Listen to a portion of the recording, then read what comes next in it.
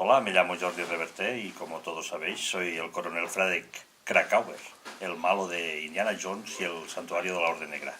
Bueno, hoy tenemos unas escenas de un laboratorio de un castillo y estamos rodando en el despacho del doctor y rodaremos en la habitación también donde el coronel habita.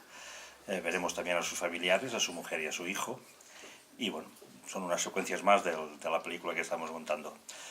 Tenemos al director, Luis Ortega, que está aquí detrás de la cámara, al director de fotografía, Benjamín, y a los maquilladores de estética, Silvia Forcadell, con Dani Tatú, que también es uno de los personajes de la película, y bueno, también está el hijo de Dani y de Silvia, que es el que hará de mi hijo.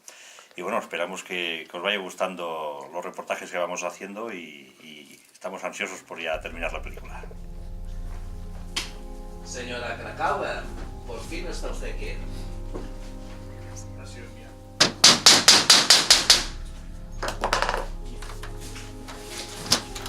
Hola. Tenía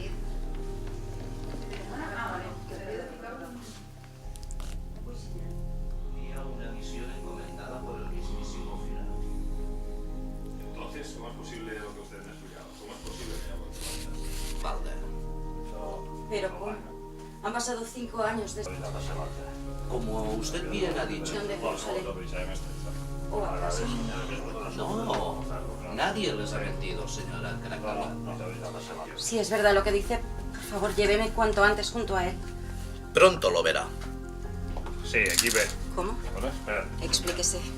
Nos han hecho venir con mucha esperanza y ahora, ¿qué insinúa? La madre de la película. Vinga, ¿Vale? surrealista No puedo total. explicar. I tu en la teva línia, sobrat, reverent i la prepotència que té que tindre un científic del Tercer Reich. Bueno, que ara avui si rara no pots passar. Vale. Un punt de referència, mirant a Jordi. Jordi, tu fiques la posició on estaràs. Perdó, jo aquí. Exactament, perquè ells et Aquí. Aquí. Vale, heu de mirar a Jordi a la cara.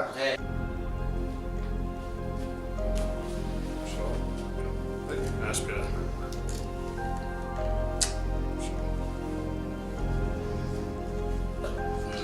Por hoy hemos terminado. Ya volveremos a vernos. I proseguiremos. Quan entres, proseguiremos.